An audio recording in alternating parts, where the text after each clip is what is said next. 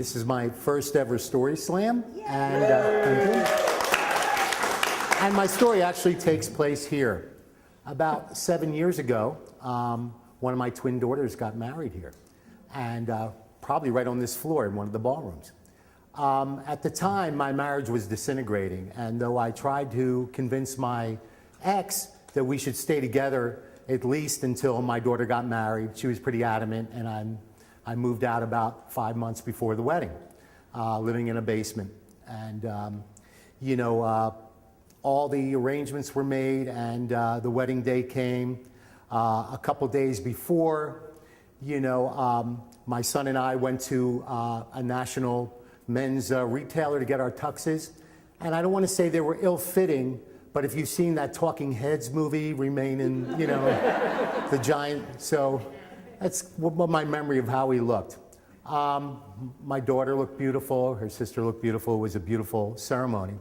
And I wanted to make things really special. So for the father-daughter dance, I decided to do this song by Sting, Fields of Gold. There's a version by a beautiful vocalist who is not with us anymore, Eva Cassidy.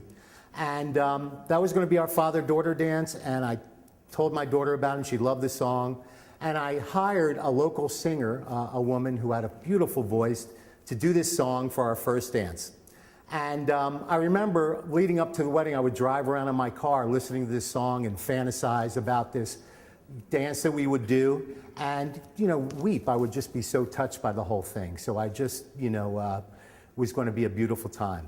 The other thing was there's another song called I Knew the Bride When She Used to Rock and Roll. It's an 80s song by a guy named Dave Edmonds. So I made up some great lyrics, and I was going to do that as well. And I said, let's do something crazy special. My son plays saxophone, as I do, and I said, let's do something, maybe a crazy costume will just freak everybody out. So chicken costume, I don't know. Well, my son-in-law is bald. I said to myself, you know what, Taylor, we will get you a bald wig, or whatever they call that, and you'll come out, I'll introduce you as Derek with your saxophone. He'd like to wear soccer jerseys, we'll put the soccer jersey on, you'll come and play the horn, for a solo during this song. So the big day arrives, we are here for the reception, after spending about an hour trying to get my brother-in-law's reservation straight, come up here, and I'm, with this beautiful occasion, there's still this sadness, I'm feeling guilt, a lot of stress, and I just wanted it to go well. So we're getting ready for, to introduce all the, the wedding and for the whole thing to start. About 5 minutes before the whole thing's about to start, I get a text from the female vocalist and her guitar player. Something was weird with the monitor system or the sound system. They're in their car, they've left already.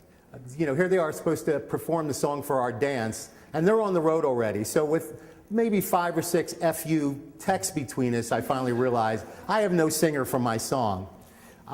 Luckily, the leader of the band had it on CD, so that worked okay. So we come, we do the dance and everything, and so now it's time for me to do this rock and roll song where I made up the lyrics, and I introduced my son as my son-in-law, Derek. He's got his wig on. Well, before that, here comes the wedding party. All the guys have the bald head wigs already, so that whole surprise is done. So, it just kind of, everything just didn't, you had this vision, everything did not work out that way. The rest of the wedding was kind of a blur, and I just, very little do I remember about it except how relieved I was when the whole thing was over. So at the end, while everyone was still partying and dancing, I left.